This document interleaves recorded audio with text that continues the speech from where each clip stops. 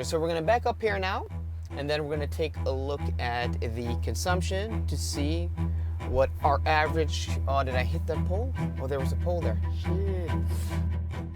The new Polestar 4 has a digital rear view mirror because it actually doesn't have a rear view window. And when I backed up, I didn't see the pole in the rear view because of the resolution of the screen and how depth perception works when you're used to using a physical mirror. So yeah, that's that. But either way, guys, welcome to my 120 kilometers an hour or 75 miles an hour range test of the brand new Polestar 4 long range single motor. So in this video, I am in Spain, in Madrid, testing the brand new Polestar 4, and I was able to squeeze in a range test. So in this video, we're gonna find out how far this new Polestar 4 long range single motor can go on a full charge of battery. Kempower offers some of the best DC fast chargers in the world with their unique, sleek, and modern load balancing charging satellites. The small satellites translates to spacious and airy charging locations. When you as a user roll up to a Kempower charging station, you don't have to think about connecting to a charger that delivers the correct speed for your car. The Kempower load balancing chargers automatically will allocate the correct power to your car, maximizing the charging speed for the whole site. When connected, Kempower chargers have a QR code you can scan, and this way you can easily monitor your charging session remotely regardless of payment method. This is just super cool. A huge thanks to my friends at Kempower in Finland for sponsoring this video. Welcome to Spain and the Polestar 4 long range single motor and to this range test. So we're about an hour north of Madrid. I'm here at the world premiere test drive, the launch of the Polestar 4. I filmed the video today with the long range dual motor performance, but I asked for a long range single motor with smaller wheels to do a range test, and that is what we are doing today. So I'm not complaining about my YouTube life at the moment, because being able to go on trips like this and traveling around the world and test driving brand new cars when they are new, yeah, that is pretty sweet. But I'm able to squeeze in a range test today, and of course, since I'm not in Norway, I'm not on my usual route, so there are going to be a few caveats with this test. And I think we're climbing a little bit in elevation. I think we started at around 1,300 meters. Now we're creeping down below 1,000 meters. Of course, Madrid is above sea level by quite a bit. So, you know, it's not going to be like at sea level, like in Barcelona, where I was, well, just a few days ago for me at the Cooper Thomas Scott launch. For you, maybe it's a few weeks because those videos have been up already. But we're heading towards Madrid now. We're going to go on a route here. Hopefully we can do somewhere between 60 to 100 kilometers in this range test to get a proper gauge of the range of this car. So after about 20 minutes on the road, something like that, 15-20 minutes, and 37 kilometers, our average consumption is now at 18.1 kilowatt hours per 100 kilometers. But remember, guys, we have been at a very high elevation, and we are now almost down to 900 meters. So we're gonna have to turn around here at some point and then go back to our starting point.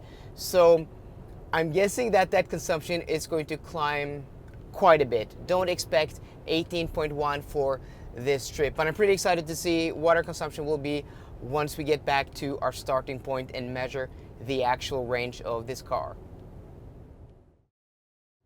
So according to the map, the navigation system, which uses Google Maps, we're going to turn around here to go back to where we started. So we have about 40 kilometers left. So it looks like we're going to be able to, you know, get in about 80 kilometers in this range test. Again, it's not going to be a one-to-one comparison with the test I do home in Norway, because that is over more than 200 kilometers and over 2 hours on the road. This is kind of like a mini range test, but you're still going to get a very good gauge for what this car is like on efficiency. Also outside, you know, conditions you can see is really nice weather, 25 degrees Celsius. So a pretty nice and warm day to do this range test. So we're going to pull up to a roundabout here, then we're going to loop around, and then we're going to head back northward on what I think is called the AP6 motorway, or A6. Okay guys, we are now here at our exit where we're going to end this range test in this Polestar 4.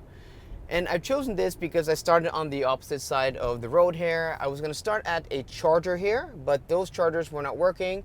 There should be chargers on this side.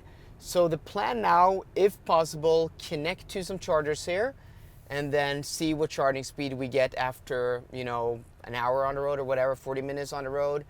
And but I'm not sure that the charger works at least, but I'm not sure if the charging card works, the one Polestar gave me. They tried to check it out, they weren't sure. They know that it works with Ionity here in Spain, but they weren't sure if it works with this charger. This is a BP charger. So we're going to back up here now, and then we're going to take a look at the consumption to see what our average... Oh, did I hit that pole? Oh, there was a pole there. Shit.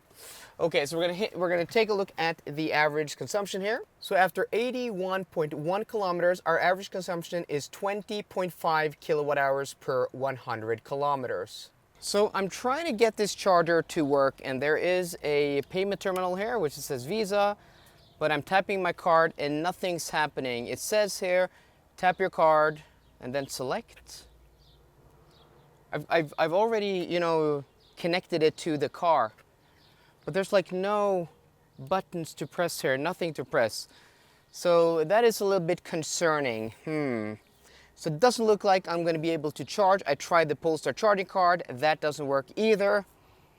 But okay, I was hoping to do a charging test to see what charging speed we get now at 55% state of charge. But sorry guys, unfortunately I wasn't able to connect, and yeah, not able to charge. So yeah. Charging infrastructure in Spain. This is the second charger we've tried today, and this doesn't work either. Now let's take a look at the results. So if we take the usable battery capacity of this car, which is 94 kilowatt hours, we divide it by the consumption, 20.5 kilowatt hours per 100 kilometers, and then subtract 3% in heat loss, that gives us a theoretical range under today's conditions of 444 kilometers, which, to be honest, is one of the best results, one of the longest ranges we've ever got in any of my range tests here on the channel. I think the only car that beats this in the range test is maybe the Mercedes EQE 300 with rear wheel drive. Very similar to this car, a little bit smaller battery pack, maybe a little bit more efficient. That is the saloon. This is an SUV, so it's a little bit taller. But either way, that is very, very good range. And this car is on 21-inch wheels. So if you equip this car with even smaller wheels, it will probably get even better range. So yeah, this is just, you know, a test here in Spain, here outside of Madrid. But we were actually climbing a little bit in elevation today. The highest peak was at around 1,300 meters and the lowest at about 900 meters. So when I get one of these in Norway for testing, it's going to be a much flatter, you know, route, and we may get even better range because yes, we're going to recoup a lot of that energy once we go back. That is going to be, you know, recouped back into the battery, but not 100%. So I think, you know, this as a first like preliminary test of the range of the Polestar 4 long range dual motor, getting almost 450 kilometers of real world range at 120 kilometers an hour. I think that is actually pretty good and pretty impressive. So guys, let me know what you think about the results down below. So I hope you enjoyed today's video. If you did, please drop me a thumbs up down below. And for more car content, as always, please subscribe. See you guys later and goodbye.